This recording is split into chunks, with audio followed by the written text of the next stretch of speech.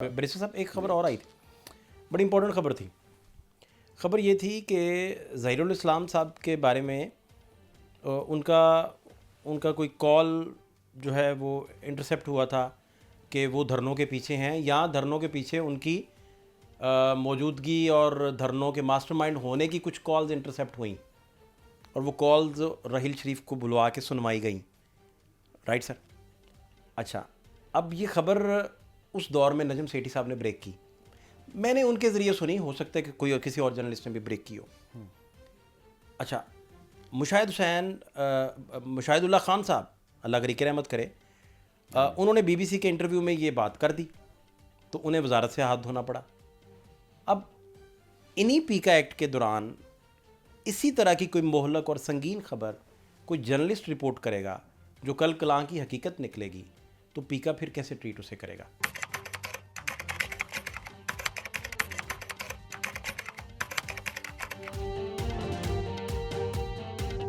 वो मीटिंग इसलिए हुई कि कुछ ऑडियो कैसेट्स प्राइम मिनिस्टर साहब को मिली जो शायद आईबी ने टेप की थी। उसमें ओपनली यानी कि कॉन्स्पिरेसीज की बातें थी, उसमें कि क्या करना है, कैसे करना है, प्राइम मिनिस्टर हाउस पे कैसे। मैंने खुद तो नहीं सुनी, लेकिन जो हमें पता लगा इसी तरह की बातें थी। उसमें उसका ये भी आवाज़ थी और कई लोगों की आवाज़ें थी, लेकिन उसमें जो ज़हीरुल इस्लाम अब्बासी साहब थे उनकी आवाज़ थी। राहील शरीफ का रद्द अमल ये था कि जी जब उन्होंने ये इससे पूछा उनसे ज़हीरुल इस्लाम अब्बासी से कि आपकी आवाज़ है, तो उनका जी बिल्कुल मेरी आवाज़ है। तो उसके बाद उन्होंने बस जो मुझे पता लगा है कि उन्होंने कहा कि जी आप चले जाएं।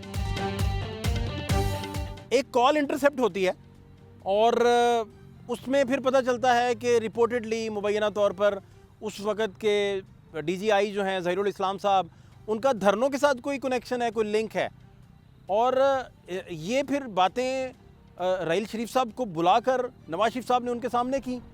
और उस वक़्त के नवाज शरीफ साहब के जो मिनिस्टर थे मुशाहिदुल्लाह खान साहब, उन्होंने ये गैर मुल्की जरीदे को इंटरव्यू दिया, इंटरनेशनल जरीदे को, और उसमें ये रिकॉर्ड पर ले आए। और एक जर्नलिस्ट है, बहुत सीनियर नाम है पाकिस्तान का, नजम सेठी साहब, उन्होंने भी इसे अपने प्रोग्राम में रिपोर्ट कर दिया।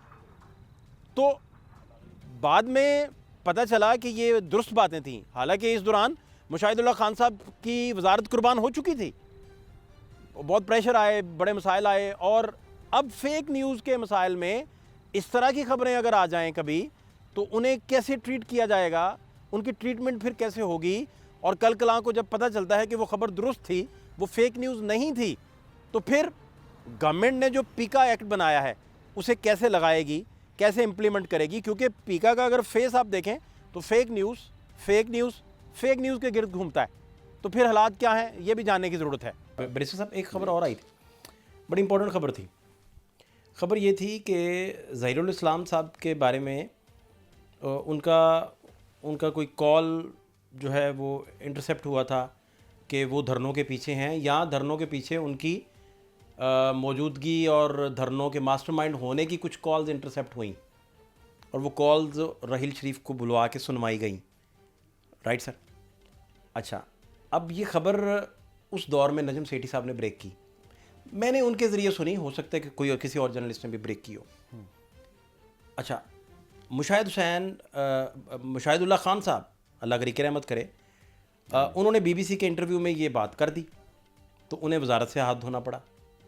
अब इन्हीं पीका एक्ट के दौरान इसी तरह की कोई मोहलक और संगीन खबर कोई जर्नलिस्ट रिपोर्ट करेगा जो कल कलां की हकीकत निकलेगी, तो पीका फिर कैसे ट्रीट उसे करेगा? देखिए, पीका का मैं समझता हूँ कि एक बड़ा दिमाग में जो ढांचा बनाया हुआ है लोगों ने, वो बड़ा एक मनफी ढांचा बना हुआ है।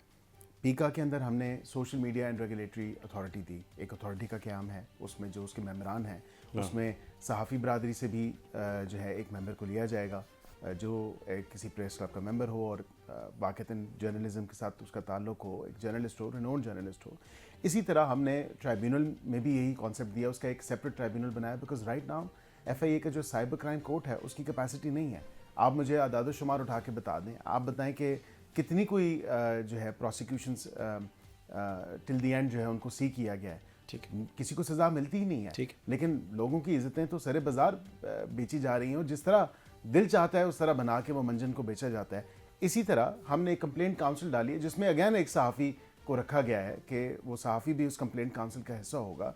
और सबसे ज़रूरी बात यह है कि मिसाल के तौर पे कल को आपकी कोई भी किसी की किस्म की वीडियो या तस्वीर बना के या आपसे गलत या झूठी खबर मंसूब करके उसको इतना शेयर कर दे, आपके पास कम से कम तो राइट होना चाहिए कि आप कंप्लेंट काउंसिल के पास जाएं and with in those 24 hours जो टाइम लाइन है अथॉरिटी के पास, उसको वो टेक डाउन करे। ठीक। और उस तमाम तर मामले को, आपकी उस खबर को जो है 24 आवर्स के अंदर अंदर जो है आपके खिलाफ जो झूठी खबर है जिस पे आप एतराज़ उठा रहे हैं या झूठी चीज़ आपके साथ मंसूब की गई है, झूठी तस्वीर है, वीडियो है, व्हाटएवर, कम से कम उसको टेक डाउन तो करना चाहिए।